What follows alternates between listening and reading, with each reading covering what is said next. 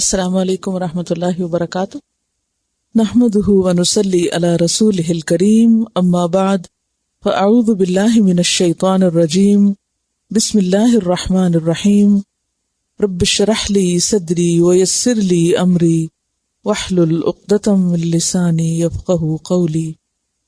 آیت نمبر 138 سے تفسیر۔ وجاوزنا، اور پار کرا دیا ہم نے، جاوز یجاوز مجاوزہ، روٹ ہے اس کا جیم واو زائی زی یعنی جوزن۔ جوز کہتے ہیں وسط کو، وسط یعنی اوسط درمیانہ حصہ، لیکن اس کا معنی ہوتا ہے پار کرنا یا پار کرانا۔ ہوتا یہ کہ جب انسان کسی چیز کے وسط تک پہنچ جاتا ہے، مڈل تک پہنچ جاتا ہے، تو اس کے بعد اس کی فیلنگ کیا ہوتی ہے؟ مثلاً آپ دریا پار کر رہے ہیں، آدھے میں پہنچ گئے، تو اس کے بعد انسان کیا محسوس کرتا ہے کہ اب بس پہنچنے والے۔ آدھا گزرنے پر یا کسی چیز کے یا کسی کام کے درمیانی حصے تک پہنچنے کا مطلب یہ ہے کہ اب اختتام قریب ہے۔ تو اس سے پھر یہ لفظ پار کرنے یا عبور کرنے کے معنوں میں آیا۔ وجاوزنا، اور پار کرا دیا ہم نے، گزار دیا ہم نے، ببنی اسرائیل۔ یہ لفظ جاوزہ پیچھے بھی آپ پڑھ چکے ہیں، طالوت کے قصے میں فلما جاوزہ ہوا والذین آمنوا معہ، جب پار کرا دیا اس کو، یا پار کر گئے یا عبور کر گئے، تو پار کرا دیا ہم نے بنی اسرائیل کو البحر، سمندر، موسیٰ علیہ السلام کی قیادت میں۔ فأتوا، تو وہ آئے، کون؟ بنی اسرائیل۔ سمندر پار کرنے کے بعد، جس کی تفصیلات مختلف دیگر مقامات پر موجود ہیں، ان کی تفصیل میں ہم اس وقت نہیں جائیں گے، لیکن مشہور واقعہ ہے جس کی طرف اشارہ کیا جا رہا ہے یہاں۔ تو سمندر پار کرنے کے بعد اوورسیز، فأتوا، تو وہ آئے، علی قوم، ایک قوم پر، کچھ لوگوں پر۔ کیسے تھے وہ لوگ؟ یعکفون، اعتکاف کر رہے تھے۔ عاکف یعکف کا معنی ہوتا ہے جم کے بیٹھنا، اور وقوف کہتے ہیں تعظیم کے ساتھ کسی چیز پر متوجہ ہونے کو اور اس سے وابستہ رہنا، اسی سے لفظ اعتکاف نکلا ہے۔ اور اعتکاف کیا ہوتا ہے؟ عبادت کی نیت سے مسجد میں رہنا اور اس سے باہر نہ نکلنا، اور اس میں تعظیم بھی پائی جاتی ہے، توجہ بھی پائی جاتی ہے، یعنی انسان عبادت کے لیے خاص ہو جاتا ہے یا مخصوص ہو جاتا ہے۔ تو انہوں نے دیکھا کہ ایک قوم یا کچھ لوگ جم کے بیٹھے ہوئے ہیں، تعظیم کے ساتھ مگن ہیں، مشغول ہیں، علی اصنام، اوپر بتوں کے۔ اصنام صنم کی جمع ہے، اور صنم کہتے ہیں لکڑی یا پتھر یا دھات کے بنائے ہوئے بت کو، لکڑی، پتھر یا دھات کا بنا ہوا بت۔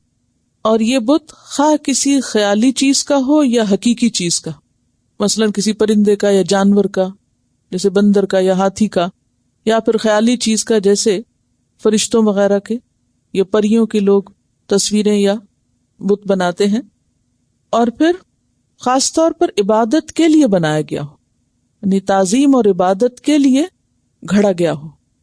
تو کیا کیا چیزیں آ گئی اس میں؟ نمبر 1، لکڑی یا دھات یا پتھر کا بنا ہوا۔ نمبر 2، کسی حقیقی چیز کا یا خیالی چیز کا، یعنی مثال ہو یا اس کی تمثیل ہو۔ اور نمبر 3، لازم ہے کہ اس میں تعظیم اور عبادت موجود ہو، یعنی تعظیم اور عبادت کا عنصر پایا جاتا ہو، اس کو صنم کہتے ہیں۔ اس کے برعکس مجسمہ عبادت کے لیے نہیں بنایا جاتا، اس کے عام طور پر 2 مقاصد ہوتے ہیں۔ نمبر 1، زینت، خوبصورتی، اور نمبر 2، یادگار۔ اگر عبادت کے لیے ہو تو صنم ہوگا، اور اگر زینت یا یادگار کے لیے ہو تو مجسمہ کہلائے گا، تمثال کہتے ہیں عربی میں اس کو۔ تو کچھ لوگ اپنے بتوں پر، یعنی جنہیں وہ الہ سمجھتے تھے، ان پر جم کے بیٹھے ہوئے تھے، بڑے انہماک کے ساتھ اور بڑی مشغولیت کے ساتھ ان کی عبادت کر رہے تھے۔ بنی اسرائیل نے جب یہ منظر دیکھا تو قالو، کہنے لگے، یا موسیٰ، اے موسیٰ، اجعل لنا الہا، بنا دے ہمارے لیے بھی کوئی الہ، ہمیں بھی کوئی ایسی ہی چیز بنا دے بطور خدا۔ کما جیسا کہ لہم ان کے لیے آلہۃن الہ ہیں، جیسے ان کے الہ ہیں ویسے ہی ہمارا بھی کوئی الہ بنا دے، یعنی ہمیں الہ کی کوئی محسوس یا مجسمے کی شکل میں صورت چاہیے۔ قالا کہا، کس نے؟ موسیٰ علیہ السلام نے۔ کس کو؟ بنی اسرائیل کو۔ کیا؟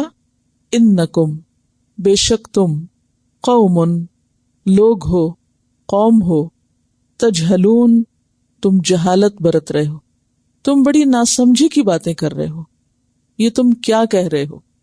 تو اس سے پتہ یہ چلتا ہے کہ بنی اسرائیل اللہ تعالیٰ کی وحدانیت پر یقین تو رکھتے تھے، لیکن ناسمجھی کی وجہ سے یا کم عقلی کی وجہ سے دیکھا دیکھی دوسری قوموں کی پیروی کرنا چاہتے تھے۔ ایسی ناسمجھی کب آتی ہے؟ اور خصوصاً ایک مسلمان قوم کے اندر۔ بنی اسرائیل اپنے دور کے مسلمان لوگ تھے، جیسے آج کے معروف معنوں میں مسلمان کا لفظ استعمال کیا جاتا ہے، یعنی پیغمبر کو مانتے تھے، اللہ کو مانتے تھے، آخرت کو مانتے تھے، اور موسیٰ علیہ السلام کو پیغمبر مان کر ان کی پیروی میں، رہنمائی میں ہجرت کر کے نکلے تھے اور سمندر میں کود گئے تھے ان کے پیچھے۔ اگرچہ وہ ایک سڑک بن گیا تھا لیکن بہرحال پانی دونوں طرف تھا۔ تو ایسا کیوں کیا انہوں نے؟ ایسا کب ہوتا ہے کہ انسان، پتہ بھی ہوتا ہے، انسان کو جانتا بھی ہوتا ہے کہ اللہ تعالیٰ ایک ہے اور وہی سب کچھ کرنے والا ہے، وہی عبادت کے لائق ہے، لا الہ الا اللہ، اور پھر ایاک نعبد و ایاک نستعین، لیکن عملی طور پر انسان مختلف کیوں ہو جاتا ہے، فرق کیوں ہو جاتا ہے؟ ماحول سے متاثر ہو کر۔ اور اس کی بنیادی وجہ یہ ہوتی ہے کسی بھی ماحول سے متاثر ہونے کی کہ انسان کا اپنا شعور نہیں کام کرتا، یا اس کا جو شعور ہے وہ نہیں جاگا ہوتا، یا وہ ایک روایتی مسلمان ہوتا ہے، یا صرف مسلمان گھرانے میں پیدا ہونے کی وجہ سے نسلی مسلمان ہوتا ہے، شعوری مسلمان نہیں ہوتا۔ تو جب تک کوئی شعوری مسلمان نہیں بنتا، صرف ایک مسلمان گھرانے میں کوئی پیدا ہونے کی وجہ سے مسلمان ہوتا ہے، تو اسے اصل دین تو پتہ نہیں، اور نہ اسے یہ معلوم ہے کہ دین کے تقاضے کیا ہیں، کیا کیا چیزیں نقصان دہ ہیں، کیا چیز فائدہ مند ہے۔ تو عموماً وہ کیا کرتا ہے، چلو تم ادھر کو ہوا ہو جدھر کی، جو لوگ کر رہے ہیں وہی کر لو، ہر وہ چیز جو نفس کو بھلی لگے، ہر وہ چیز جو اٹریکٹ کرے، اس کے پیچھے چل پڑو۔ عام طور پر آپ دیکھیں کہ ایسی چیز بچوں کے اندر ہوتی ہے، یعنی یہ ایک بچگانہ مزاج ہوتا ہے، کوئی میچور انسان ایسا نہیں کیا کرتا۔ تو بچگانہ مزاج کیا ہوتا ہے؟ بچپنا کیا ہوتا ہے؟ یا بچپنا کس عمر کا نام ہے؟ یا بچپنا کس کیفیت کو کہتے ہیں؟ نہ سمجھی کی، امیچور، کہ ابھی نہ پورا علم آیا ہے اور نہ ہی عقل پختہ ہوئی ہے۔ تو چونکہ بنی اسرائیل فرعون کی غلامی میں تھے، غلامی میں بدل جاتا ہے قوموں کا ضمیر، تو غلامی کی کیفیت ایک ایسی کیفیت ہوتی ہے، خواہ وہ ذہنی غلامی ہو یا جسمانی غلامی، کہ جس میں انسان کی اعلیٰ ترین صلاحیت، یعنی اس کا دماغ جو ہے وہ پوری طرح کام نہیں کرتا، کیونکہ اس سے کام لیا نہیں جاتا۔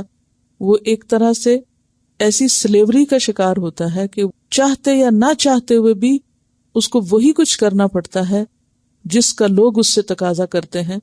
تو ظاہر ہے کہ یہ جہاں غلام تھے وہاں ان سے جو کرنے کو کہا جاتا تھا، انہیں آنکھیں بند کر کے اپنے ضمیر کے خلاف، اپنے دین کے خلاف، اپنے عقل کے خلاف وہی کرنا پڑتا تھا۔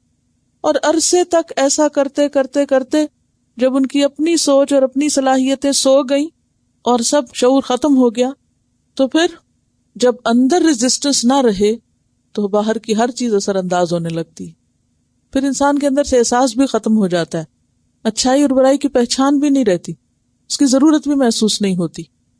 تو یہاں ان لوگوں کے ساتھ کیا ہوا؟ یہی کیفیت ہوئی کہ اپنے بہت بڑے دشمن سے نجات پا کر اب چاہیے تھا کہ اپنے دین کا ریوائول کرتے، شعوری طور پر اپنے دین کو پہچانتے، تو بس راستے میں دیکھا کہ کچھ لوگ بتوں کی عبادت کر رہے ہیں اور اتنے جم کے بیٹھے ہوئے ہیں، وہ منظر ان کو اتنا بھلا لگا، شیطان نے یہ عمل اتنا خوبصورت بنا کے دکھایا کہ وہ اسی پہ ریجھ گئے۔ تو ایسے موقع پر لیڈر کا کام یہ ہوتا ہے کہ وہ لوگوں کو ان کی غلطی پر آگاہ کرے اور انہیں شعور دلائے کہ یہ بات ناسمجھی کی بات ہے. جیسے عام طور پر بچے کیا کرتے ہیں جب غلط قسم کے مطالبے کرتے ہیں تو ماں باپ کیا کہتے ہیں؟ اچھے برے کا فرق بتاتے ہیں کہ یہ ناسمجھی کی بات ہے. اب آپ دیکھیے کہ وہ مطالبہ کر رہے تھے بت لانے کا، تو یہ کتنی بڑی بات تھی، گویا کھلم کھلا شرک تھا. لیکن موسیٰ علیہ السلام کا جواب کیا تھا؟ ناسمجھی کی بات ہے، یہ جہالت کی بات ہے. اب اس میں بھی آپ دیکھیے کہ فوراً وہ ان کو ایسی ملامت نہیں کرتے یا ایسی بات نہیں کہتے، بلکہ بینیفٹ آف ڈاؤٹ دیتے ہیں. اس قسم کا رویہ اختیار کرتے ہیں کہ جس میں ان کو مارجن دیتے ہیں، اور یہ مارجن دینا بہت ضروری ہوتا ہے. فوراً فتوے نہیں لگا دینے چاہیے. یہ نہیں کہا کہ تم کافر ہو، تم مشرک ہو، تم ایسے اور ویسے ہو. کیا کہا؟ نہ سمجھو. ہمیں پھر کیا کرنا چاہیے کہ اگر آپ کو قرآن کی روشنی مل گئی اور اچھا برا نظر آنے لگا، اور اگر کچھ لوگوں کو نظر نہیں آتا اور وہ انہی طریقوں پہ چل رہے ہیں جس پہ لوگ چل رہے ہیں، یا ان کے ماں باپ چل رہے تھے، یا وہ آباء و اجداد کی پیروی کر رہے ہیں، یا پھر وہ شرک اور بدعت میں گھرے ہوئے ہیں، تو ہمارا ری ایکشن کیا ہونا چاہیے، یا ہمیں ان کے ساتھ کیا معاملہ کرنا چاہیے؟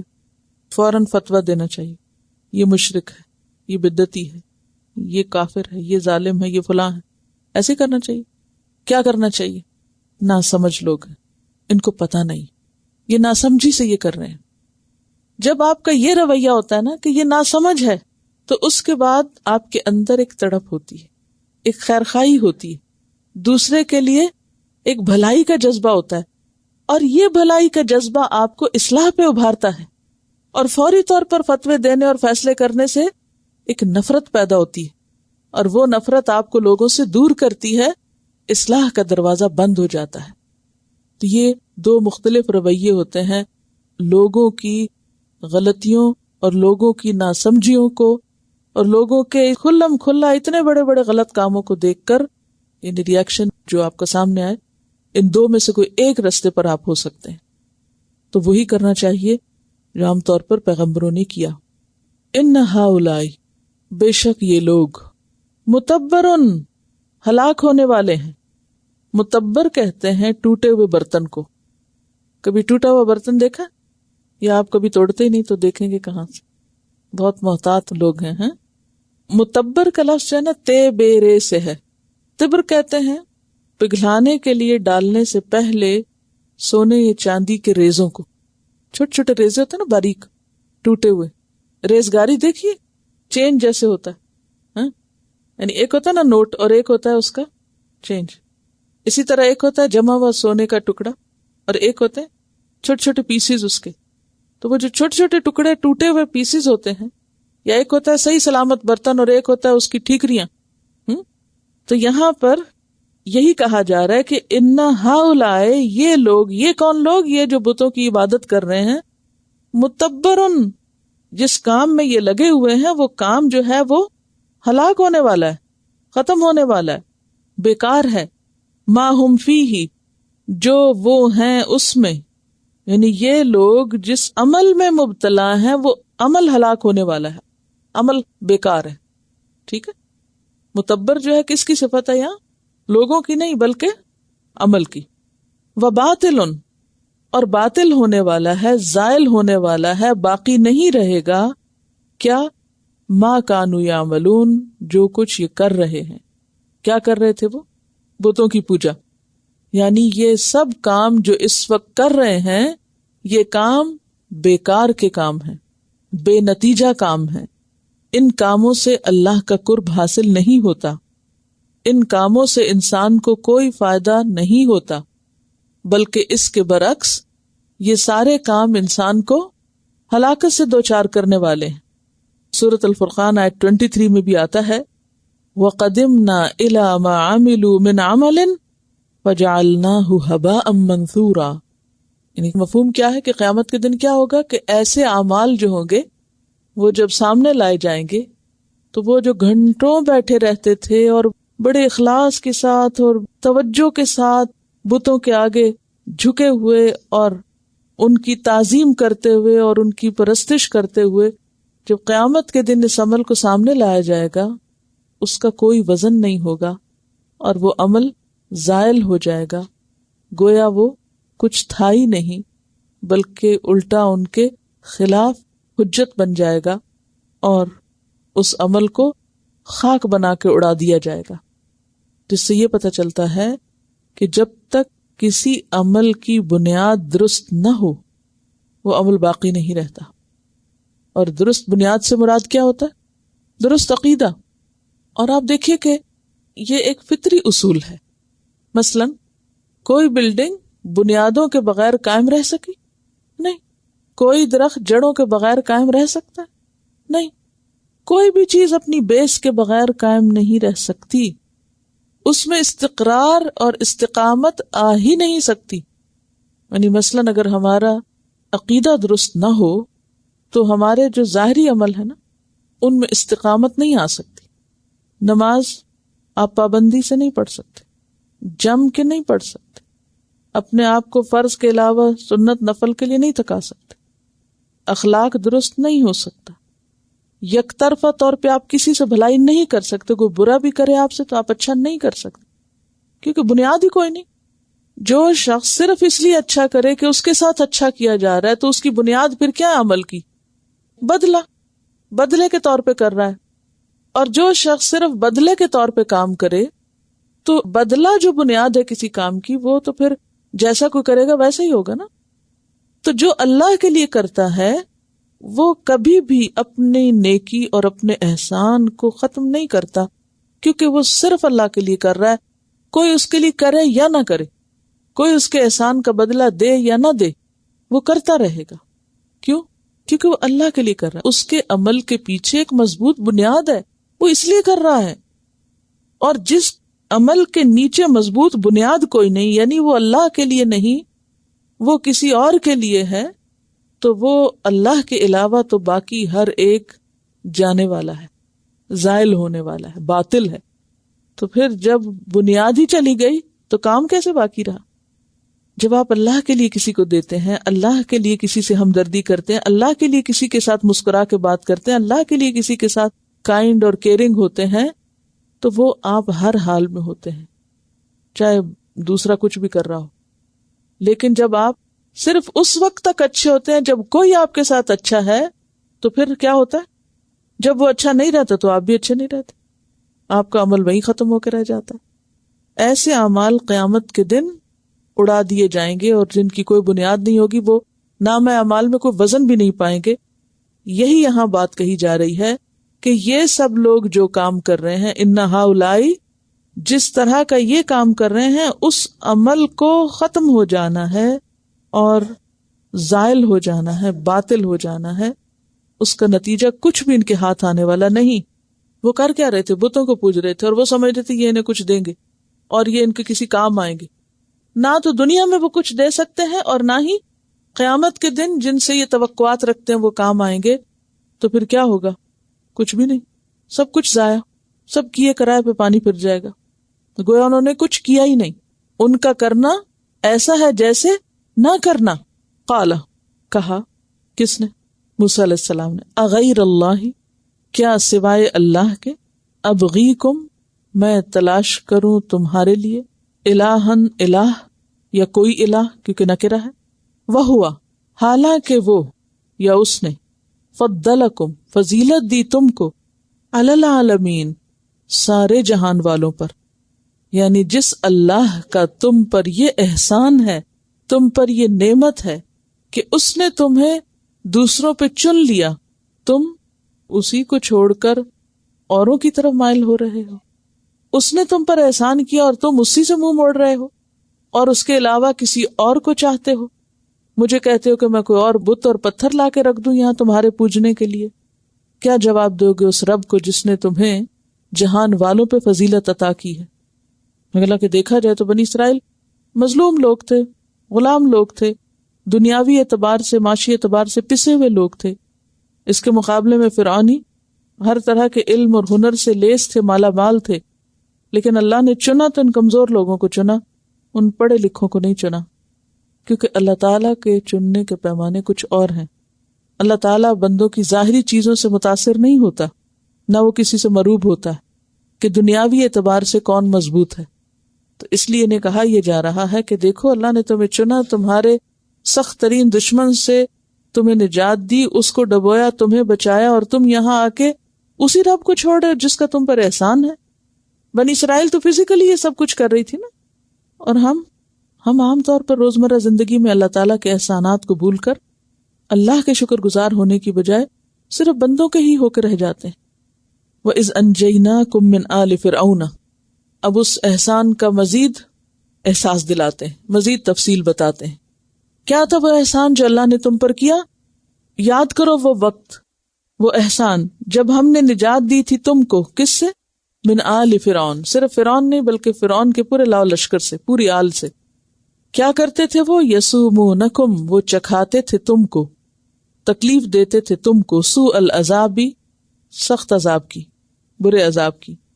کیا کرتے تھے؟ یقتلون ابناءکم، وہ قتل کر دیتے تھے تمہارے بیٹوں کو، ویستحیون نساءکم، اور زندہ چھوڑ دیتے تمہاری عورتوں کو، وفی ذالکم، اور اس میں یعنی اس دکھ اور اذیت میں، بلاء، آزمائش تھی، من ربکم، تمہارے رب کی طرف سے، عظیم، بہت بڑی۔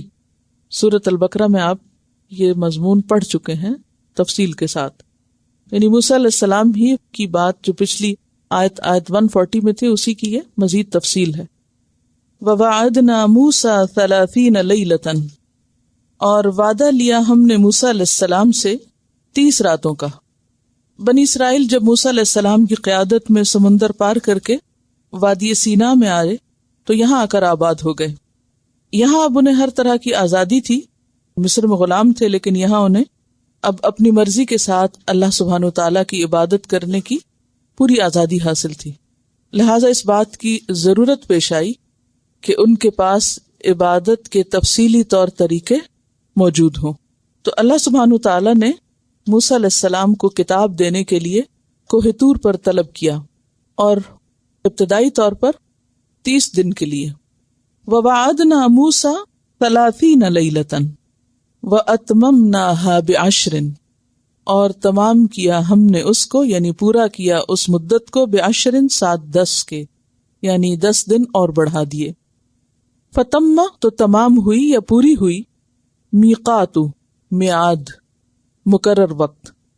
میقات جو ہے یہ ظرف زمان ہے، وہ میعاد یا وہ مقرر وقت جس میں مقرر کام کیا جائے۔ فتم، تو پوری ہو گئی، میعاد یا مدت یا مقررہ وقت، ربی ہی، اس کے رب کا، یعنی اللہ تعالیٰ نے جو مدت مقرر کی تھی، 40 لیلۃً، 40 راتوں کی۔ وقال موسیٰ لأخیہ، اور کہا موسیٰ علیہ السلام نے اپنے بھائی سے، کون ہے یہ بھائی؟ ہارون علیہ السلام سے، اخلفنی، جانشینی کرنا میری، پیچھے رہنا میرے، فی قومی، میری قوم میں، یعنی میرے بعد میری قوم یعنی بنی اسرائیل میں تم میرے جانشین بن کر ان کے حالات کا اور ان کے امور کا خیال رکھنا۔ وَأَصْلِحْ، اور اصلاح کرنا، کیونکہ پیغمبر اصلاح کے لیے ہوتے ہیں۔ وَلَا تَتَّبِعْ، اور نہ تم پیروی کرنا، سبیل المفسدین، مفسدین کے راستے کی، بگاڑ پیدا کرنے والوں کے طریقے کی پیروی نہ کرنا۔ ہارون علیہ السلام حضرت موسیٰ علیہ السلام سے 3 سال بڑے تھے، ان کے بڑے بھائی تھے، لیکن نبوت کے کام میں وہ آپ کے تابع تھے۔ موسیٰ علیہ السلام کو پہلے پیغمبر بنایا گیا، اور انہوں نے اپنے بھائی کو مددگار کے طور پر اللہ سے مانگا۔ سورۃ طٰہٰ کی آیت 29 اور 30 میں اس کی تفصیل موجود ہے کہ حضرت موسیٰ علیہ السلام نے جو دعا مانگی تھی، رب اشرح لی صدری، تو اس کے آخر میں کیا کہا؟ وَاجْعَل لِّی وَزِيرًا مِّنْ أَهْلِي ہارون اخی، اور میرا مددگار بنا دے میرے گھر والوں میں سے ہارون جو میرا بھائی ہے اس کو۔ اشدد بہ ازری واشرکہ فی امری، اس کے ذریعے میری طاقت مضبوط کر اور اسے میرے کام میں شریک کر، یعنی نبوت میں شریک کر۔ تو بہرحال ہارون علیہ السلام موسیٰ علیہ السلام کے مددگار تھے، اور موسیٰ علیہ السلام کی ایبسنس میں، ان کی غیر موجودگی میں، ان کے جانشین بھی، حالانکہ وہ عمر میں بڑے تھے۔ تو موسیٰ علیہ السلام نے جاتے ہوئے خاص وصیت بھی کی۔ اس آیت سے کیا باتیں سیکھی آپ نے؟ اب موسیٰ علیہ السلام خود چھوٹے تھے اور ان کے جو بھائی تھے وہ بڑے تھے، لیکن بڑا ہونے کے باوجود وہ موسیٰ علیہ السلام کی بات مانتے اور وہ ان کے تابع تھے۔ تو اس سے کیا پتہ چلتا ہے کہ بعض اوقات کوئی رہنما یا استاد یا کوئی بھی مربی یا مرشد جو لوگوں کی اصلاح یا بھلائی کا کام کرتا ہے وہ عمر میں چھوٹا ہو سکتا ہے، لیکن سیکھنے سکھانے کے معاملے میں عمر کے بڑے چھوٹے ہونے سے کوئی فرق نہیں پڑتا۔ یا اسی طرح لیڈرشپ کے معاملے میں بھی عمر کاؤنٹ نہیں کرتی کہ عمر میں کوئی بڑا ہو تو اسی کو لیڈر بنایا جائے۔ نماز میں بھی جو امامت کی بات ہے تو اس میں بھی اصل چیز کیا ہے کہ جو علم میں بڑا ہو۔ عمر میں بڑا ہونا بہت بعد میں آتا ہے، جب بہت ساری چیزوں میں اتفاق ہو تو پھر جو عمر میں بڑا ہو اسے اہمیت دی جائے۔ اگرچہ بڑوں کا یعنی عمر کے اعتبار سے بھی جو بڑے ہوں یا بزرگ ہوں ان کا احترام لازم ہے، اور ان کی بات ماننا اور ان کے ساتھ اچھا معاملہ کرنا، عزت و احترام کا معاملہ کرنا، یہ اسلام کی ادب اور اخلاق میں سے ہے۔ لیکن تعلیم اور تعلم کا کام یا رہنمائی کا کام ایک مختلف کام ہے، اور اس میں جو فالوورز ہیں ان کو یہ نہیں دیکھنا ہوگا کہ بتانے والا یا رہنمائی کرنے والا ہم سے چھوٹا ہے یا بڑا۔ آیت کی ابتدا میں ایک بہت اہم بات ہمیں پتہ چل رہی ہے، اور وہ یہ ہے کہ موسیٰ علیہ السلام کو کتاب دینے کے لیے اللہ سبحانہ وتعالیٰ نے اپنی قوم سے الگ نکال کر کوہ طور پر بلایا تھا، پہاڑ پر بلایا تھا۔ کیوں؟ کیونکہ علم کے حاصل کرنے میں، اخذ کرنے میں یکسوئی بہت ضروری ہے، اور خاص طور پر ان لوگوں کے لیے جو اپنی زندگی کا یہ مشن رکھتے ہوں کہ وہ دوسروں کو بھی سکھائیں گے، دوسروں کو بھی دیں گے۔ علم حاصل کرنے کے دو درجے ہوتے ہیں۔ ایک درجہ ہوتا ہے اپنی ذات کی اصلاح کے لیے کچھ سیکھنا، کچھ حاصل کرنا، اس کو آپ کسی کتاب سے پڑھ کے حاصل کر لیں، کسی انسان سے سیکھ کے حاصل کر لیں، آپ کے جیسے تیسے حالات ہیں اس کے مطابق آپ اپنا کام چلائیں۔ لیکن اگر آپ کی زندگی میں یہ پروگرام ہو کہ جو کچھ آپ سیکھ رہے ہیں اسے آپ کو دوسروں کو بھی سکھانا ہے، آگے بھی دینا ہے، تو یہ رہنمائی کا معاملہ بہت ہی احتیاط کا معاملہ ہے، بہت اہم ذمہ داری، بہت بڑا کام ہے۔ اس کے لیے یکسوئی کا ہونا بے حد ضروری، اس کے لیے پھر زندگی میں بہت سی اور مصروفیات کو ختم کرنا لازم ہے، یکسو ہونا ضروری ہے۔ ابراہیم علیہ السلام کی صفت ہم نے پڑھی تھی کہ وہ یکسو تھے، اور اس کے بعد یہاں موسیٰ علیہ السلام کو کتاب دینے کے لیے اللہ تعالیٰ نے یکسو کیا۔ آپ دیکھیں کہ پہاڑ پر اور کون ہوگا، کوئی دوسرا انسان نہیں تھا، بالکل اکیلے تھے، اور کہا یہ جاتا ہے کہ مسلسل 1 ماہ تک وہ ذکر میں مشغول رہے، روزہ بھی رکھتے تھے، یعنی روحانی قوتوں کو مضبوط کیا۔ قرآن پاک بھی رمضان میں نازل ہوا جس کا ذکر قرآن پاک میں موجود ہے، شہر رمضان الذی انزل فیہ القرآن انا انزلناہ فی لیلۃ القدر، کیونکہ یہ اللہ کا کلام ہے، اگر کسی پہاڑ پہ بھی اتارا جاتا تو ریزہ ریزہ ہو جاتا، ٹوٹ پھوٹ جاتا۔ اگر اسے انسان واقعی صحیح طور پر لینا چاہے، اس کا حق ادا کرنا چاہے، تو اس کے لیے انسان کے اندر ایک ٹوٹ پھوٹ ہوتی ہے اور اس کے اندر ایک نئی زندگی وجود میں آتی ہے، اور اس کے لیے یکسوئی بہت ضروری ہے، اور اس کے لیے صرف ظاہری محنت کافی نہیں ہوتی، اس کے لیے اندر تقویٰ ضروری ہے۔ ذالک الکتاب لا ریب فیہ ھدی للمتقین، ہے یا نہیں؟ اور روزہ کیا کرتا ہے؟ تقویٰ کی صفت پیدا کرتا ہے، اور اس کے علاوہ روزے میں پھر ذکر الہی بھی ہوتا ہے، اللہ کی یاد بھی ایک مسلسل ہوتی ہے۔ تو یہاں بھی موسیٰ علیہ السلام کو پہلے 30 رات کے لیے بلایا گیا، اور 30 رات میں انہوں نے اپنی ایک طرح سے ذاتی تربیت کی، روزہ اور نماز اور عبادت اور ذکر اور غور و فکر، خاموشی کے ایک عالم میں۔ کیونکہ آپ دیکھیں کہ نبی صلی اللہ علیہ وسلم پر بھی قرآن پاک نازل ہونے سے پہلے یہ کیفیت گزری۔ آپ کہاں جاتے تھے؟ غار حرا، پہاڑ پر، غار میں، سب سے ہٹ کر، الگ ہو کر، جہاں اور کوئی نہیں ہوتا تھا، خاموشی، یکسوئی، کیونکہ وہاں قدرت کی نشانیاں زیادہ بہتر طور پر نظر آتی ہیں۔ انسان اگر پہاڑ پر جائے یا شہری آبادی سے یا لوگوں کے ہجوم سے نکل کر تنہائی میں کہیں ایسی جگہ پر موجود ہو تو ایک دم پورا ماحول مددگار ہو جاتا ہے براہ راست اللہ تعالیٰ سے ایک رابطہ کرنے میں۔ اس وقت انسان پوری طرح تیار ہوتا ہے کچھ بھی اخذ کرنے میں. لہٰذا موسیٰ علیہ السلام کو وہاں بلایا گیا. جدید دور میں اس کام کے لیے لائبریریز ہوتی ہیں. عام طور پہ گھر میں پڑھائی ٹھیک نہیں ہوتی تو لوگ کیا کرتے ہیں, لائبریری چلے جاتے ہیں. اور لائبریری کس کام کے لیے تھی؟ مکمل خاموشی, یکسوئی ماحول ہوتا ہے. ہر کام کے کرنے کے لیے ایک ماحول چاہیے ہوتا ہے. تو موسیٰ علیہ السلام کو وہاں بلایا گیا, ان کی تربیت کی گئی, اور پھر ان کو مزید 10 دن میں کتاب دی گئی, اور یہ کل مدت 40 دن کی پوری ہوئی. پھر آپ دیکھیے کہ میقات کا لفظ آیا ہے یہاں پر جو قابل غور ہے. میقات کی ڈیفینیشن میں نے کیا لکھوائی آپ کو؟ مقرر وقت میں مقرر کام کرنا. کیا مطلب ہے اس کا؟ جس کام کے لیے جو وقت مقرر ہے اس کام کو اسی وقت کے اندر کرنا.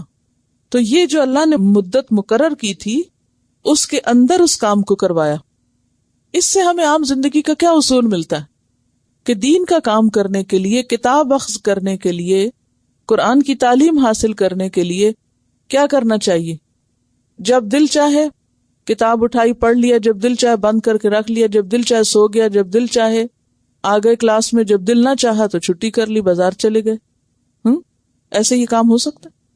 یہ جو آپ کو یہاں پر گھروں سے نکال کے بلایا جاتا ہے, بٹھایا جاتا ہے, ایک خاص ماحول پیدا کیا جاتا ہے, یونیفارم پہنایا جاتا ہے, پھر ایک 4 دیواری کے اندر کچھ دیر کے لیے رکھا جاتا ہے جس میں آپ کے سیل فون بھی بند کروا دیے جاتے ہیں اور آپ کی ساری اور مصروفیات ختم.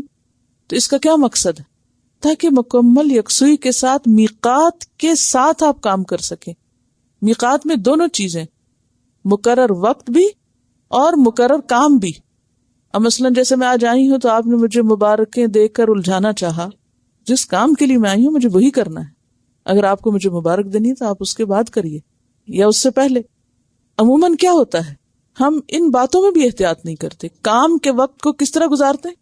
گپ شپ میں اچھی لگتی ہے نا, ادھر ادھر کی کہانیاں, ادھر ادھر کی مزے مزے کی باتیں. ان ساری چیزوں پہ کنٹرول کرنا پڑتا ہے. اپنے جذبات کو, اپنے بہت سی چیزوں کو ایک طرف رکھ کے پھر کام کرے تو کام ہوتا ہے, ورنہ کام نہیں ہو سکتا. یہ کام کوئی معمولی کام نہیں ہے. دنیا کی تعلیم بھی میقات کے بغیر نہیں ہو سکتی. اسکول کیوں بنتے ہیں؟ یونیورسٹیز کیوں بنتی ہیں؟ ان کے ٹائم ٹیبل کیوں ہوتے ہیں؟ ٹرمز کیوں مقرر کی جاتی ہیں؟ ٹائم لیمٹس کیوں رکھی جاتی ہیں؟ امتحانوں کی تاریخیں کیوں مقرر کی جاتی ہیں؟ یہ سب خواہ وہ روز کا ٹائم ٹیبل ہو یا وہ سال کا ڈیوریشن ہو, کسی بھی کورس کی مثلاً ایک مدت جو مقرر ہوتی ہے, یا پھر یہ کہ ڈیلی ٹائم ٹیبل ہو, یا کوئی امتحان کا دن ہو یا وقت ہو, یہ ساری چیزیں سیکھنے کے عمل میں مددگار ہیں اور ضروری ہیں. اگر انسان کسی بھی کام میں اپنے آپ کو کسی ضابطے یا ڈسپلن کا پابند نہ بنائے اور محض اپنی خواہشات پہ چلے تو کام نہیں ہو سکتا. دنیا کے کام شاید ہو جائیں, دین کا کام نہیں ہو سکتا. سیکھنے اور سکھانے کا کام پھر محض ایک تمنا ہے, ایک خوش فہمی, خوش خیالی ہے, حقیقت اس کی کچھ نہیں. انسان کے اندر قابلیت نہیں آ سکتی, انسان دینے کے قابل نہیں بن سکتا, کیونکہ دینے کا عمل جو ہے یہ بڑی احتیاط کا عمل ہے. اگر لینے والے کو بات پوری سمجھ ہی نہیں آئی, اس نے پوری لی نہیں, تو وہ دے کیسے سکتا ہے؟ تو اس لیے یہ نقطہ بھی یہاں قابل غور ہے, اور اس میں خاص طور پر مدتوں کا جو ذکر ہے اور پھر اس کے پورے ہونے کا جو ذکر ہے اس کو بطور خاص یہاں مینشن کیا گیا ہے.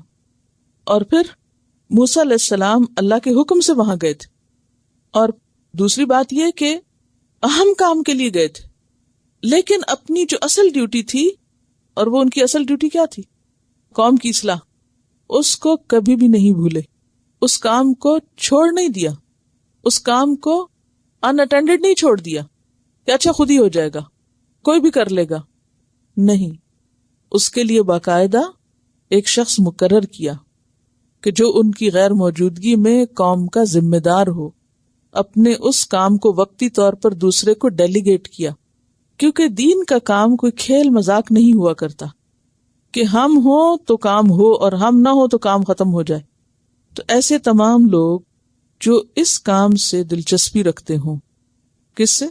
لوگوں کی اصلاح کے کام سے, اصلاحی کاموں سے, تعلیم کے کام سے, تو وہ سوچ سمجھ کے اس میدان میں قدم رکھے, کیونکہ یہ عام لوگوں کا کام نہیں, یہ پیغمبرانہ کام ہے. اور اس کا اجر بہت بڑا ہے. اور جو کام جتنا بڑا ہوتا ہے اس کے لیے حوصلہ بھی اتنا بڑا چاہیے، قربانی بھی اتنی بڑی چاہیے، توجہ بھی اتنی بڑی چاہیے، وہ اتنی بڑی قیمت مانگتا ہے، اور اس کے لیے پلاننگ بھی اتنی ہی اچھی چاہیے. تو اس میں بہت ساری چیزیں آ جاتی ہیں، اس میں سیکھنے کے بہت سے سبق ہیں موسیٰ علیہ السلام کے کردار میں اور اس پورے کام میں.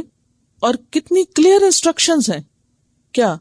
اخلفنی فی قومی واصلح ولا تتبع سبیل المفسدین، کہ مفسدین اگر غالب آ جائیں اور کچھ اور کرانا چاہیں یا کچھ اور کرنے لگے، کیونکہ ان کو ڈر تو تھا اپنے قوم کے پیچھے کہ ایسے لوگ ان میں موجود ہیں ناسمجھ، کہ جو ہو سکتا ہے کہ ہارون علیہ السلام کو اپنے راستے پہ لے جانا چاہیں، الٹے سیدھے مشورے دے کے. تو کہا ان کی بات نہیں ماننا. کہا جاتا ہے کہ موسیٰ علیہ السلام شخصیت کے اعتبار سے بہت اسٹرانگ تھے، فزیکلی بھی اور ایموشنلی بھی اور ہر لحاظ سے. اس کے مقابلے میں ہارون علیہ السلام بہت نرم مزاج تھے. ہر انسان کی اپنی شخصیت ہوتی ہے نا، اور یہ اللہ کی طرف سے ہوتا ہے.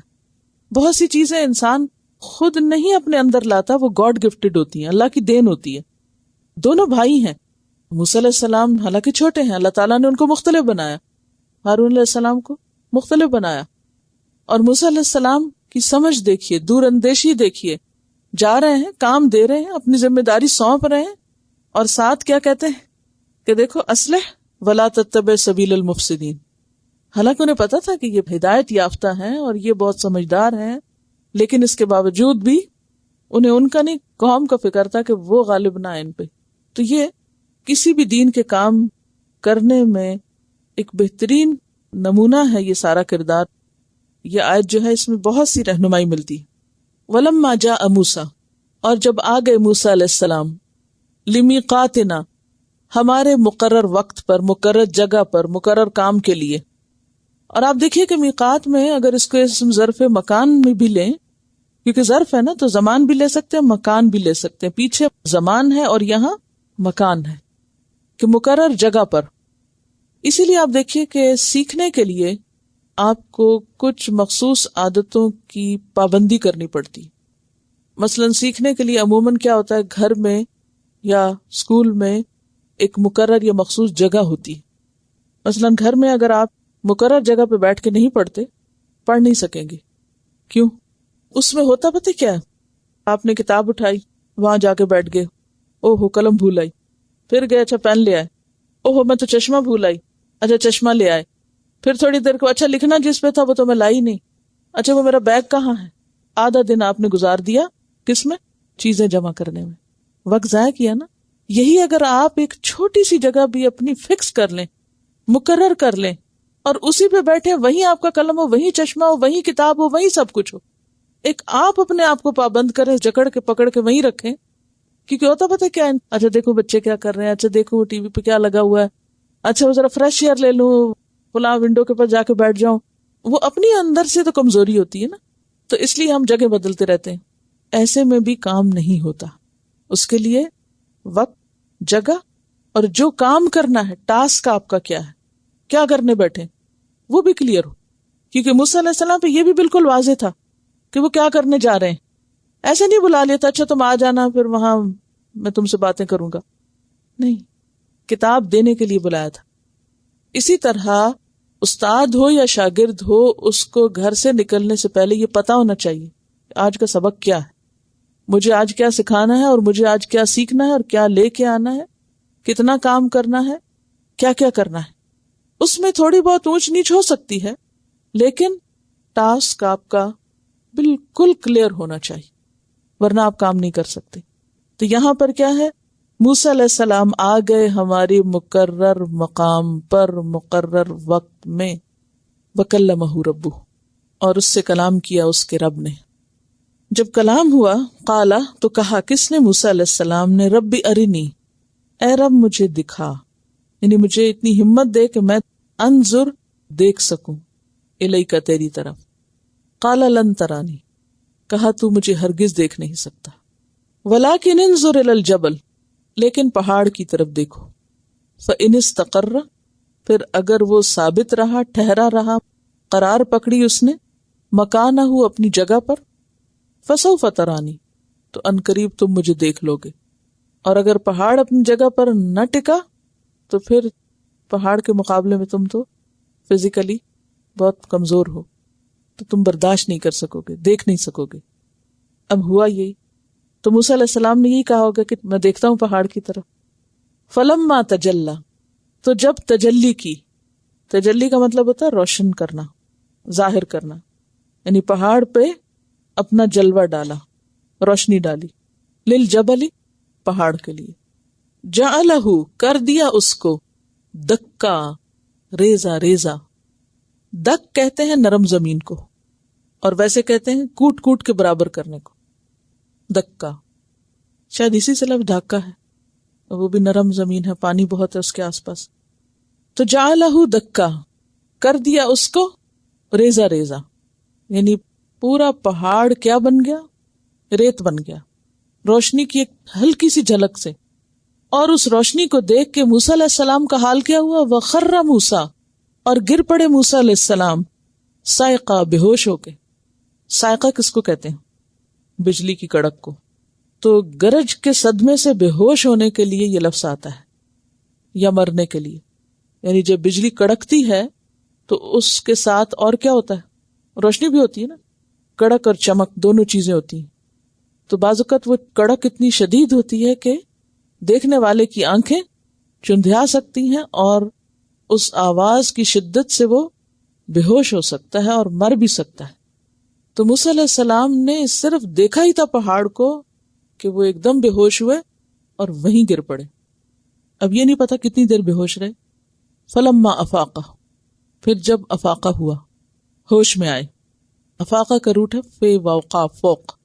قال کہا، سبحانک تو پاک ہے، تبت الیک میں تیری طرف توبہ کرتا ہوں، وانا اول المؤمنین اور میں سب سے پہلا ہوں مومنین میں سے، میں سب سے پہلا مومن، میں سب سے پہلے ماننے والا ہوں.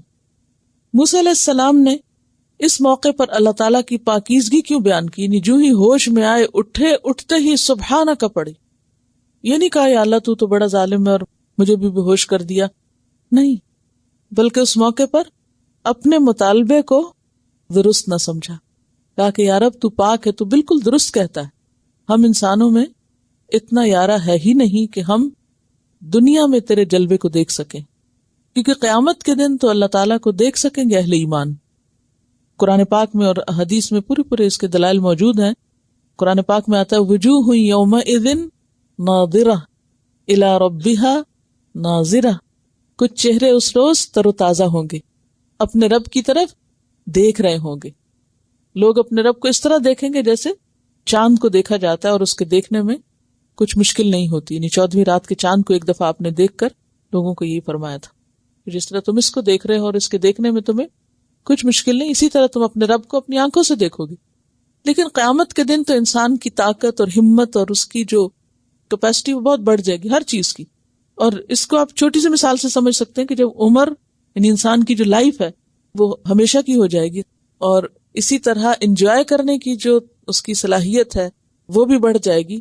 بوریت نہیں ہوگی، کیونکہ بہت سے لوگ کہتے ہیں نا جنت میں بوریت نہیں ہوگی، ہمیشہ رہنا ہوگا. تو ہر چیز کی جو صلاحیت ہے، اسی طرح سونگنے کی، دیکھنے کی، سننے کی، ہر چیز کی طاقت جو ہے وہ بڑھ جائے گی. اب آپ دیکھیں کہ دنیا میں آپ کے پاس کتنا بھی کھانا ہو، آپ زیادہ زیادہ کتنا کھا سکتے ہیں، لیکن وہاں جتنا بھی کوئی کھائے، جب چاہے، ہر موقع پہ وہ کھا سکتا ہے، لیکن کوئی کھانے کے اوقات بھی نہیں. اس کے باوجود کوئی بیمار نہیں ہوگا، کوئی بوڑھا نہیں ہوگا. تو وہ بالکل ایک دوسری دنیا. لیکن اس دنیا میں ہر چیز لمیٹڈ، ہماری طاقتیں، صلاحیتیں، عمریں، ہر چیز لمیٹڈ، اس سے آگے ہم نہیں جا سکتے. اسی لیے موسیٰ علیہ السلام بھی دیکھ نہ سکے. تو کہا سبحانک تبت الیک، میں توبہ کرتا ہوں، ایسا کوئی مطالبہ کروں یا ایسی کوئی بات کروں، اور میں یا رب تیری ہر بات ماننے والا ہوں، میں سب سے پہلے ماننے والا ہوں. یہاں ایک اور بات بھی پتہ چلتی، اور وہ یہ ہے کہ اگر پیغمبر کے بس میں نہیں پہاڑ پر پڑی ہوئی روشنی دیکھنا، تو کسی عام انسان کے اندر یہ صلاحیت ہے ہی نہیں کہ وہ اس دنیا میں اللہ کے نور کو دیکھ سکے یا برداشت کر سکے یا پھر اس کو لے سکے.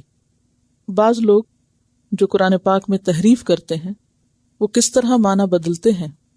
مثلاً ایک آیت ہے ان اللہ لمع المحسنین، کہ بے شک اللہ تعالیٰ محسنین کے ساتھ ہے.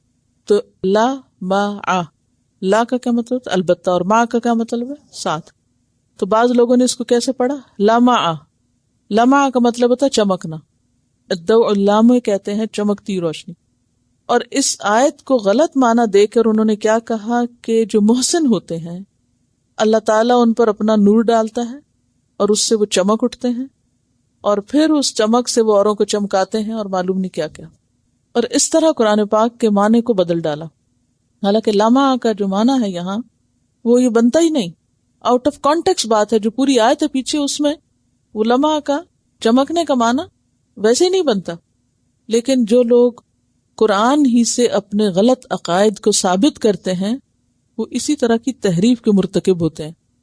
ان کو اس آیت سے سبق لینا چاہیے کہ اگر پہاڑ اس روشنی یا جلوے کو برداشت نہیں کر سکا اور پیغمبر اسے صرف دیکھنا برداشت نہیں کر سکے تو پھر عام انسان اور خواہ وہ محسن ہی کیوں نہ ہو وہ کس طرح اللہ تعالیٰ کی روشنی کے ساتھ چمک سکتے ہیں.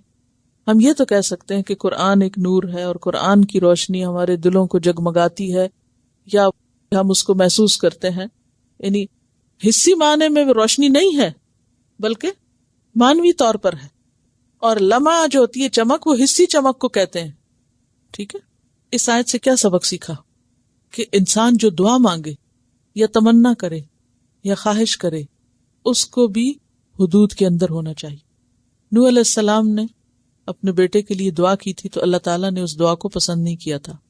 موسیٰ علیہ السلام نے جب یہ مطالبہ کیا اللہ تعالیٰ نے ان کو بھی سمجھا دیا. اس سے ہم سب کو بھی یہ سبق ملتا ہے کہ جب ہم دعا کریں دعا بھی ہماری درست ہونی چاہیے. ہمیں یہ نہیں کہنا چاہیے یا رب میرا جی چاہتا میں ستارے پہ جاؤں، مجھے ستارے پہ پہنچا. کسی طرح ایسی دعائیں نہیں کریں. یعنی ما فوق الفطرت اور ایسے امور کہ جن میں پڑھنے کا انسان کو کوئی فائدہ نہیں ہے ان چیزوں کو یا غیر فطری چیزوں کو طلب نہ کرے. مثلا کوئی کہے کہ یا رب میرا چہرہ چاند کی طرح چمکا دے. اس قسم کی دعائیں جو ہیں وہ درست نہیں. تو یہاں پر موسیٰ علیہ السلام کو اگرچہ اللہ تعالیٰ نے بلایا اور کتاب دینا چاہی، موسیٰ علیہ السلام نے جب دیکھنے کا مطالبہ کیا، اپنا شوق ظاہر کیا، تو اللہ تعالیٰ نے ان کو بتا دیا کہ نہیں، یہ نہیں ہو سکتا. قال یا موسیٰ، کہا اے موسیٰ، انی اصطفیتک علی الناس، بے شک میں نے چن لیا تجھ کو لوگوں پر. اس سے کیا پتہ چلتا ہے کہ جو ہی انسان توبہ کرتا ہے تو وہ ایسے ہو جاتا ہے گویا اس نے کچھ کیا ہی نہیں.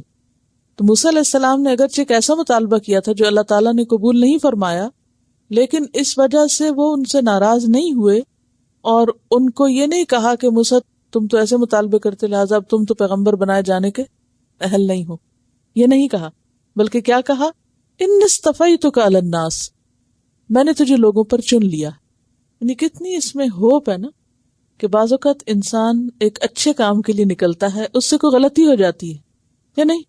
یعنی آپ مثلاً قرآن پڑھ رہے ہیں، قرآن پڑھ کر عمل کرنے کی کوشش کر رہے ہیں، بعض اوقات کرتے کرتے کوئی ایسا کام ہو جاتا ہے انسان ہونے کے ناطے تو شیطان فوراً کیا کرتا ہے؟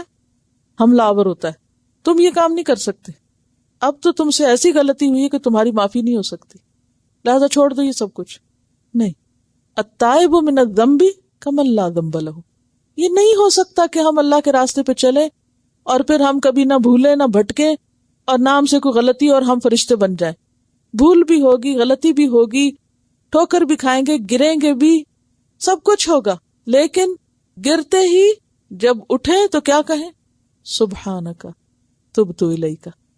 موسیٰ علیہ السلام بے ہوش ہو کے گر پڑے، جو ہی افاقہ ہوا اٹھے تو سب سے پہلے کیا کہا؟ سبحانک تبت الیک. فوراً معافی مانگ لیں، فوراً رجوع کر لیں.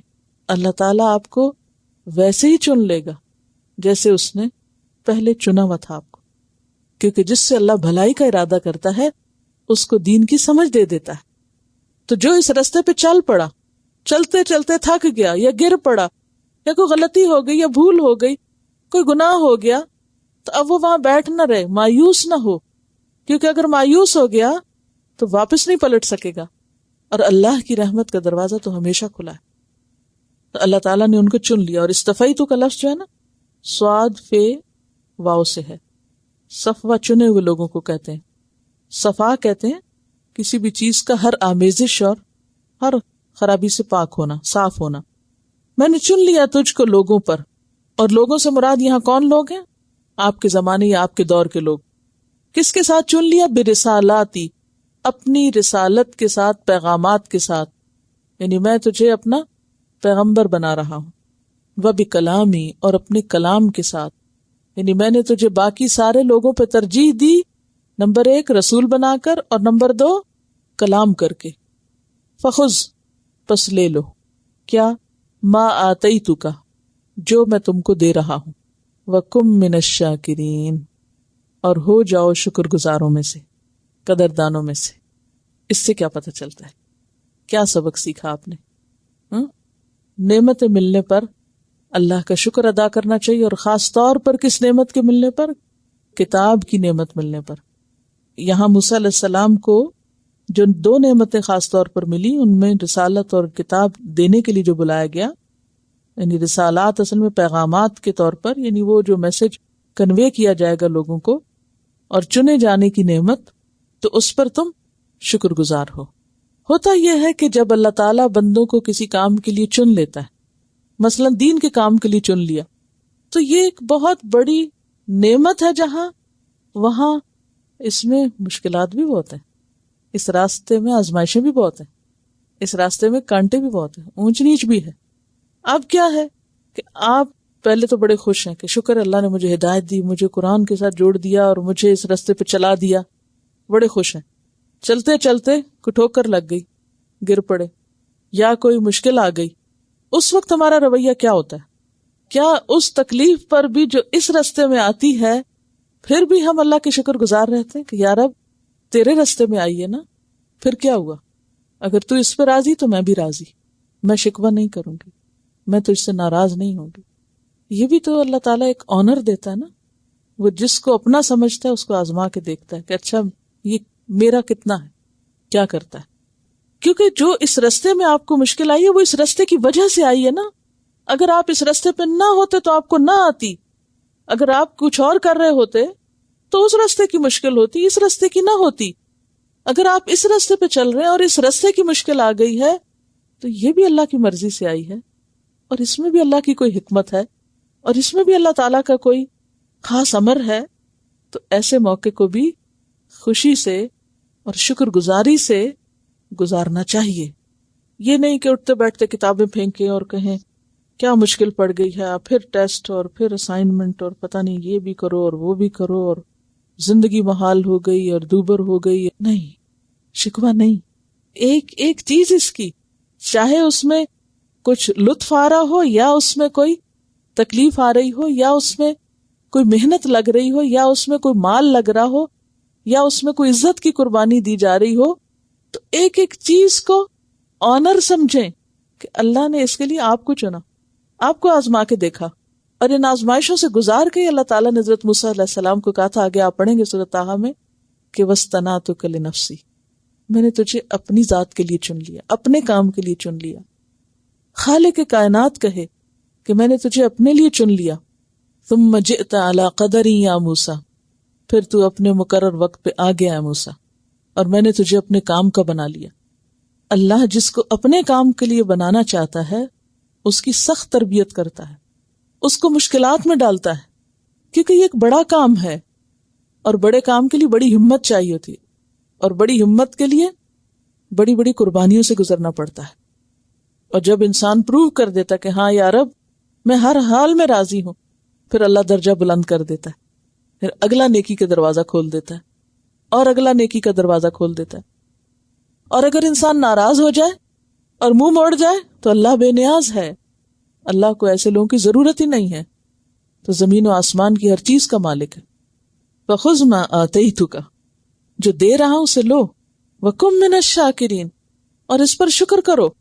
ہم سب اپنے اپنے آپ پر غور کریں، سب، کہ کیا اس کتاب کے ملنے کی نعمت پر میں شکر گزار ہوں تنہائی میں، اکیلے میں، کسی مشکل وقت میں، کوئی مسئلہ پیش آنے میں، کسی کی ڈانٹ کھانے میں، کسی کے تانے سننے میں، جھوٹے الزامات میں، دل کی حالت کیا ہوتی؟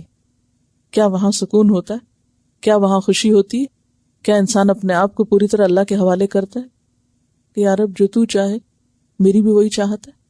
یہ ہے شکر گزاری، کہ ایک لمحے کے لیے بھی انسان یہ نہ سوچے کہ اچھا میں تھک گیا اور اب میں پلٹ رہا ہوں اور اب مجھ سے نہیں ہوتا اور میں تو شاید اس کے اہل ہی نہیں اور میں تو یہ کر ہی نہیں سکتا. نہیں، اس عزم میں، اس جذبے میں اور اس ڈٹرمنیشن میں کسی حال میں بھی کمی نہ آئے کہ کچھ گزر جائے، لیکن یہ راستہ نہیں چھوڑنا، کیونکہ اس سے اچھا راستہ کوئی ہے ہی نہیں، اس سے اچھی کوئی چیز ہے ہی نہیں. هو خیر مما یجمعون، وہ ہر اس چیز سے بہتر ہے جسے لوگ سمیٹ رہے ہیں. ہر وہ چیز جسے لوگ جمع کر رہے ہیں وہ یہیں چھوڑ کے جائیں گے، اور جو آپ جمع کر رہے ہیں وہ ساتھ لے کے جائیں گے. یہ تو ہمیشہ کے لیے ایک سودا ہے. تو اس راستے میں کوئی بھی مشکل ہو اسے مشکل نہ سمجھے اور کبھی اللہ سے شکوہ نہ کرے. وَكَتَبْنَا لَهُ فِي الْأَلْوَاحِ، اور ہم نے لکھ دیا اس کے لیے الواح میں. الواح لوح کی جمع ہے، لوح تختی کو کہتے ہیں. بعض مفسرین نے کچھ روایات کے ساتھ لکھا ہے کہ وہ جنت کا جو سدرہ درخت ہے اس کے پتوں سے بنی ہوئی تھی، بعض نے کہا زبرجد تھا، یعنی پتھر کی ایک قسم. بہرحال جو کچھ بھی تھا قرآن نے یہ نہیں بتایا، نہ ہی کسی صحیح حدیث سے ہمیں پتہ چلتا ہے. لہٰذا الواح لوح کو کہتے ہیں، لوح تختی کو کہتے ہیں. تختی پتھر کی سلیٹ تھی جیسے، اسی طرح کی چیز سمجھے. تو ہم نے اس کے لیے ان تختیوں پر لکھ دیا، لکھی ہوئی کتاب دی. من کل شیء، ہر چیز میں سے. اب یہاں ہر سے کیا مراد ہے؟ یعنی کہ دنیا بھر کی ہر چیز نہیں، موعظتاً، جو نصیحت کی قسم کی چیزیں تھی، جو ہدایت کے لیے تھی. موعظہ ایسی نصیحت کو کہتے ہیں جو انسان کے اندر اللہ کی اطاعت کا شوق پیدا کرے اور اللہ کی نافرمانی سے نفرت دلائے. یعنی ہر قسم کی اچھی اچھی نصیحتیں، واعظ. و تفصیلاً، اور تفصیل، ڈیٹیل، کس چیز کی؟ لکل شیء، ہر چیز کی.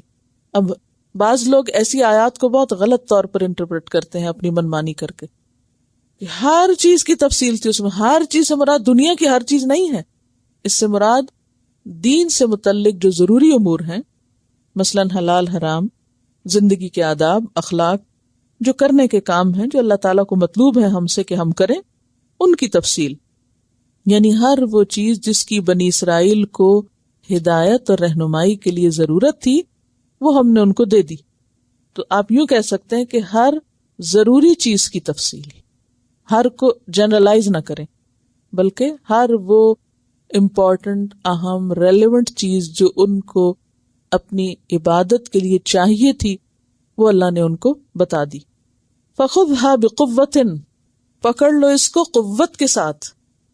قوت کے ساتھ پکڑنا کیا ہوتا ہے؟ غفلت کے ساتھ نہیں، قوت کے ساتھ، مضبوطی کے ساتھ، چستی کے ساتھ، شوق کے ساتھ، کوشش کے ساتھ، عمل کے عزم کے ساتھ قوت سے پکڑو. یہ نہیں کہ آپ پکڑے میں اور ادھر بیٹھے بیٹھے سو گئے اور وہ دھڑام نیچے گر اور پھر کبھی اٹھا لیا کبھی سستی کے مارے رکھ دیا، رکھا اور سو گئے. نہیں، قوت کے ساتھ، یعنی پورے جوش جذبے اور پورے حفاظت. یعنی کسی بھی چیز کو قوت سے پکڑنے کا کیا مطلب ہے؟ کہ ہم پوری طرح لیں گے اس کو ضائع نہیں ہونے دیں گے، اس کو چھوڑیں گے نہیں، اس سے غفلت نہیں برتیں گے، بلکہ اپنی ساری صلاحیتیں اور اپنی ساری طاقتیں جو ہیں وہ لگا کے اس کو جی جان سے بھی زیادہ عزیز رکھیں گے. فَخُذْهَا بِقُوَّةٍ، کیونکہ بہت سے لوگ پکڑتے ہیں، لیتے ہیں، حصی معنوں میں بھی اور مانوی طور پر بھی پکڑتے ہیں، لیکن بس اپنی خواہشات کے تابع ہی پکڑتے ہیں. جب دل چاہ پکڑ لیے، جب شوق آیا، کوئی جوش جذبہ آیا، کوئی خاص موقع آیا یا کوئی پریشانی آئی تو پھر پکڑ لیا، اور جب وہ گزر گئی تو پھر رکھ دیا. تو یہاں پر کیا ہے؟ فَخُذْهَا بِقُوَّةٍ، مضبوطی سے اس کو لو. وَأْمُرْ قَوْمَكَ، اور حکم دو اپنی قوم کو، یأخذوا، کہ وہ لے لیں، بِأَحْسَنِهَا، اس کے احسن حصے کو. کیونکہ موسیٰ علیہ السلام کو یہ کتاب صرف خود اپنے عمل کرنے کے لیے نہیں لینی تھی بلکہ آگے دینے کے لیے لینی تھی. اس لیے کیا کہا کہ تم خود بھی اس کو مضبوط پکڑو، اگر تم پکڑو گے تو تمہیں دیکھ کے دوسرے بھی پکڑ لیں گے. اور پھر آگے جا کے اپنی قوم کو بتاؤ کہ وہ اس کے احسن حصے کو لے لیں. کیا کتاب کا کچھ حصہ احسن ہوتا ہے اور کچھ غیر احسن ہوتا ہے؟ نہیں، کتاب ساری ہی احسن ہوتی ہے. مراد اس سے یہ ہے کہ کتاب میں دو طرح کی آیات ہوتی ہیں نا، ایک محکمات اور ایک متشابہات. تو اس احسن سے مراد پھر کیا ہے؟ محکمات، کہ اس میں جو محکمات کے باب میں سے چیزیں ہیں جو واضح سمجھ میں آ رہی ہیں ان کو لے لو. مثلاً حلال کو حلال سمجھو، حرام کو حرام سمجھو. پھر اسی طرح بعض اوقات کتاب میں دو آپشنز بھی ہوتی ہیں، بلکہ اکثر آپ نے دیکھا ہوگا. مثلاً آپ دیکھیے کہ ظلم کا بدلہ لینے کی بھی اجازت ہے اور معاف کرنے کی بھی. اور احسن کیا ہے اس میں سے؟ معاف کرنا. تو اس معنی میں بھی احسن ہے. اور بعض اوقات کیا ہوتا ہے، ایک عزیمت کی راہ ہوتی ہے اور ایک رخصت کی راہ ہوتی ہے. عزیمت کا راستہ کون سا ہوتا ہے؟ جو انسان کو بلندیوں کی طرف لے جاتا ہے. اور رخصتیں انسان کو دین کے اندر تو رکھتی ہیں مگر اوپر نہیں لے جاتی. اب مثلاً آپ دیکھیے کہ کسی بھی کام کے کرنے کے دو لیول ہوتے ہیں. ایک لیول ہوتا ہے کہ اس کو احسن درجے پہ کیا جائے، ایکسیلنس کے لیول پہ کیا جائے، اس کا پورا حق ادا کر کے. اور ایک کیا ہے، بس جیسے تیسے کر لیا جائے، بس پورا ہو جائے، خانہ پوری ہو جائے. ہاں اتنی دفعہ یہ پڑھ لیا، سمجھ آیا کہ نہیں، نہ آیا تب بھی اتنی دفعہ کہا پڑھ لو، ہم نے پڑھ لیا. نہیں، یأخذوا بأحسنها، اس کے احسن کو لے لیا جائے. بہت جامع لفظ ہے، کوئی معمولی چیز نہیں ہے.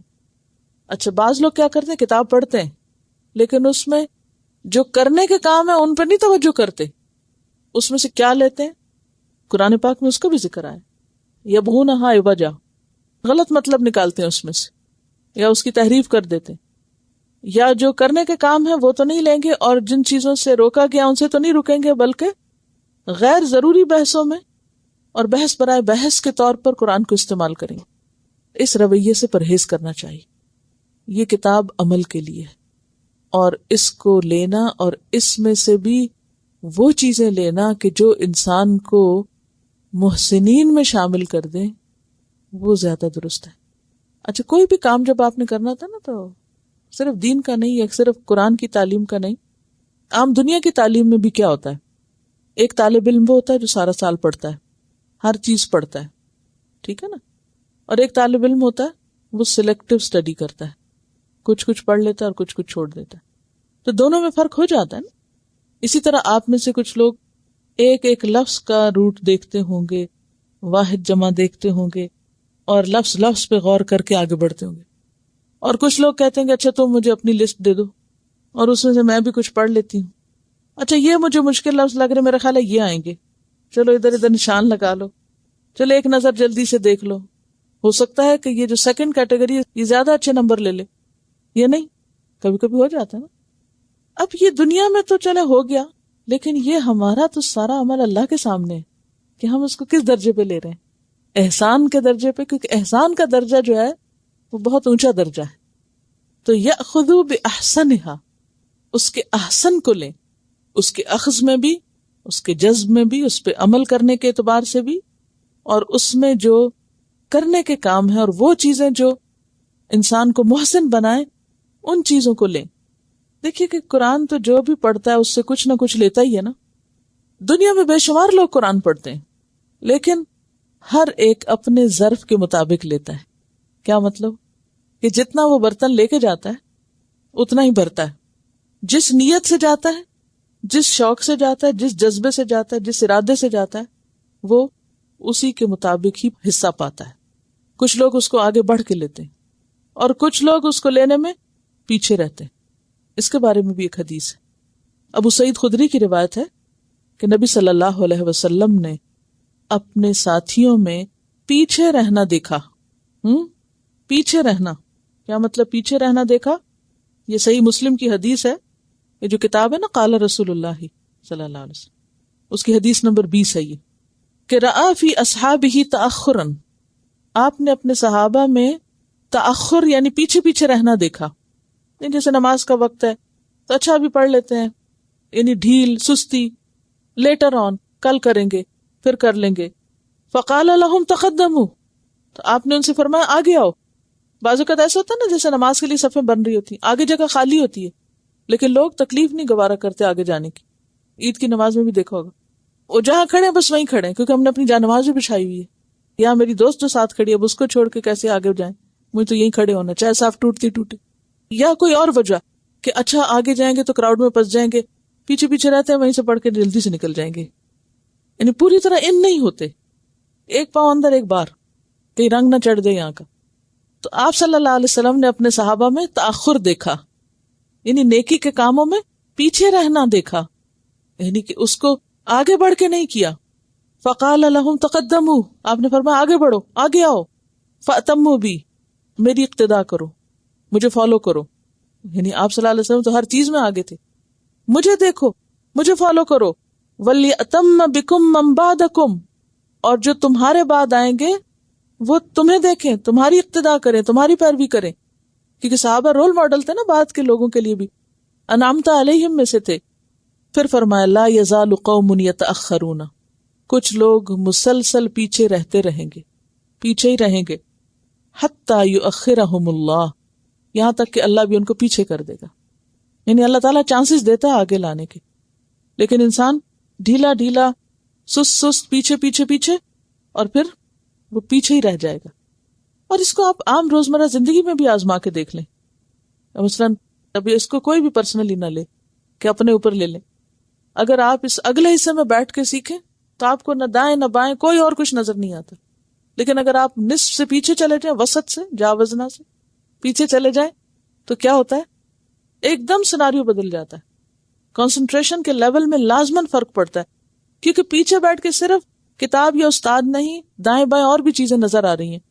اب ایک وقت میں دو کام کبھی بھی نہیں ہو سکتے، یا تو آپ اس کو دیکھیں گے یا آپ دائیں اور بائیں دیکھیں گے. جو ہی آپ نے نظر ادھر سے ادھر کی، سب وہ میسج مس کر گئے آپ جو بھی قرآن کا تھا.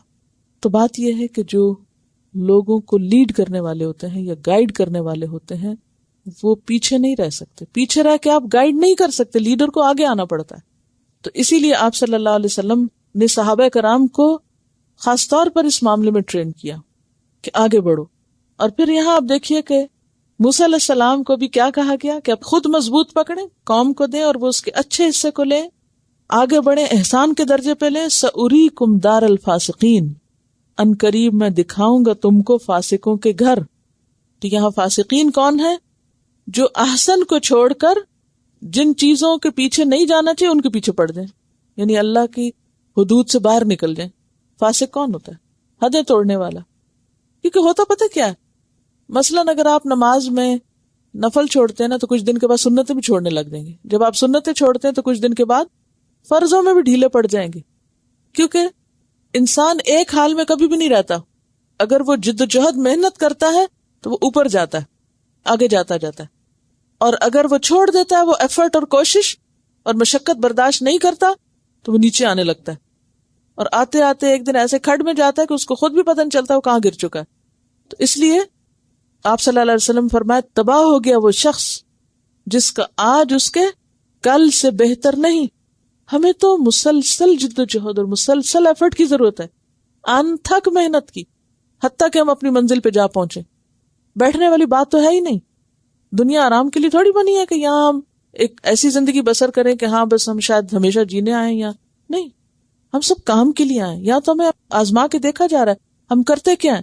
ہماری محنت اور کوشش کا امتحان ہے. اس دنیا کے کام میں بھی لیزی، سست، نکمے لوگوں کا کوئی مقام نہیں.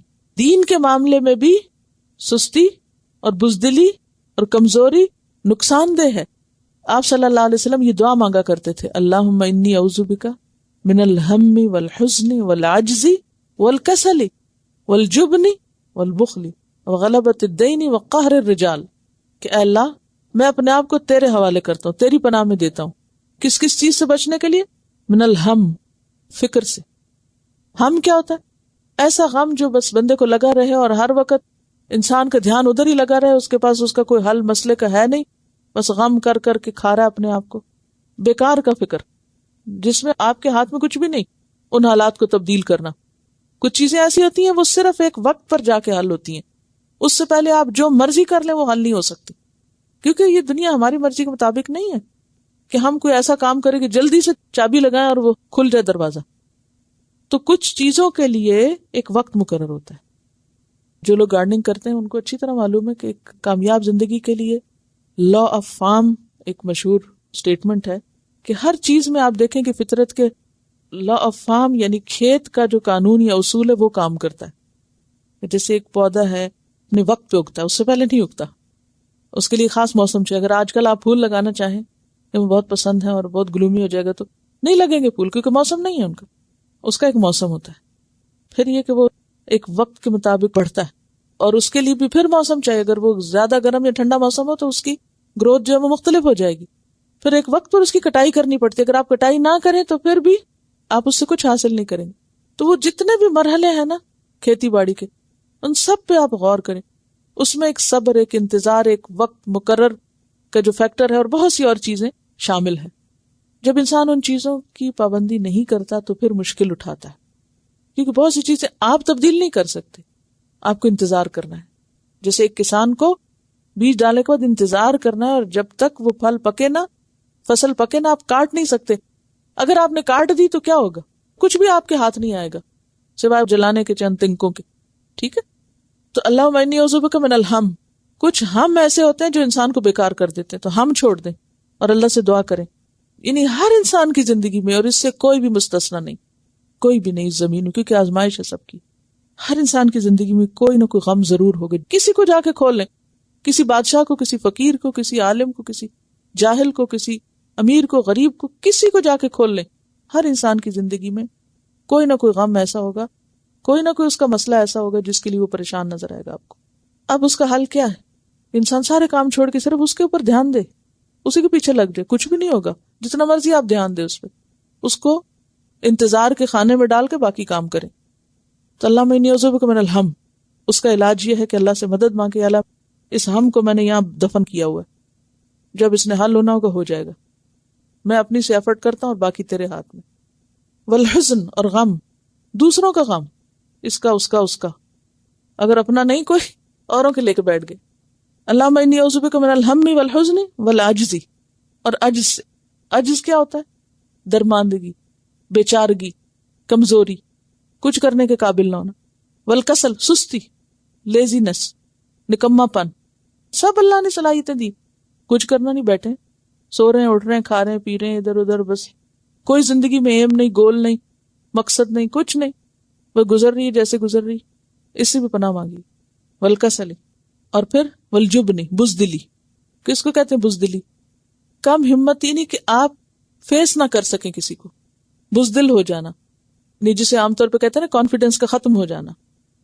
مشکل آنی اور اس کے مقابلے میں گھبرا کے اس کا مقابلہ نہ کرنا، چیلنجز کو فیس نہ کرنا. دیکھیے یہ life is full of challenges, اور یہ چیلنجز صرف آپ کو نہیں ہیں، جنگل میں رہنے والے جانوروں کو بھی ہیں اپنے سروائیول کے لیے، ہر ایک کو ہیں، اور اس سے آپ اٹھ نہیں سکتے اوپر. والبخل، بخل کیا ہوتا ہے؟ سٹنجینس، اور پیچھے اس کی تفصیل گزر چکی. تو نبی صلی اللہ علیہ وسلم نے ان چیزوں سے پناہ مانگی. کیوں؟ اس لیے کہ انسان ان چیزوں کے ساتھ پھر جو کرنا چاہتا ہے وہ کر نہیں سکتا، اپنے آپ کو ضائع کرتا ہے. تو یہاں پر کیا فرمایا کہ فخذها بقوة، مضبوطی سے پکڑو کتاب کو، وامر قومک، قوم کو بھی حکم دو کیا کریں، یاخذوا باحسنها، وہ بھی اس کے احسن حصے کو لیں، اور فسق سے اور نافرمانی سے پرہیز کریں. ان قریب میں تمہیں جلد ہی دکھاؤں گا فاسقوں کے گھر. اب یہ کون سے گھر ہیں فاسقوں کے، اور کن فاسقوں کی بات ہو رہی ہے؟ اس کے بارے میں مفسرین نے بہت سی آراء کا اظہار کیا ہے. بعض کے خیال میں یہ فرعون اور آل فرعون تھی، یا مصر کا علاقہ، اس کی طرف اشارہ ہے کہ جلد ہی تم دیکھو گے کہ وہ لوگ جو اتنے تم تراک سے دنیا میں رہتے تھے اور اتنی بڑی بڑی ترقی کی تھی انہوں نے، ان کے گھروں کا حال کیا ہوا. اور آپ جانتے ہیں کہ ان کا سارا کلچر اور سارا ہنر اور سارا فن سب ملیا میٹ ہو گیا. وَدَمَّرْنَا مَا كَانَ يَصْنَعُ فِرْعَوْنُ وَمَا كَانُوا يَعْرِشُونَ، سب تباہ و برباد. ایک تو یہ معنی لیا گیا ہے. دوسرا معنی یہ لیا گیا کہ امالکہ کی قوم کی طرف اشارہ ہے. وہ بھی بہت اونچے لمبے لوگ تھے اور بہت ہی مضبوط قسم کی قوم تھی، جن سے جنگ کرنے کے لیے کہا گیا تھا نا جاؤ ان سے جہاد کرو. تو انہوں نے کیا کیا؟ کہا کہ نہیں بھی آپ جائیں، آپ کا رب جائیں، ہم تو یہاں بیٹھے، ہم نہیں جا سکتے. یہ تھی بنی اسرائیل کی حالت نا. اس کو کہتے ہیں عجز اور کسل. ہم سے نہیں ہوتا یہ. بعض نے یہ کہا کہ اس سے مراد ملک شام ہے، اور ملک شام میں جیسے قوم لوط کی بستی ہے اور پرانی ایسی اقوام جن پہ عذاب آیا، ان کے آثار تمہیں دکھاؤں گا، سأریکم دار الفاسقین۔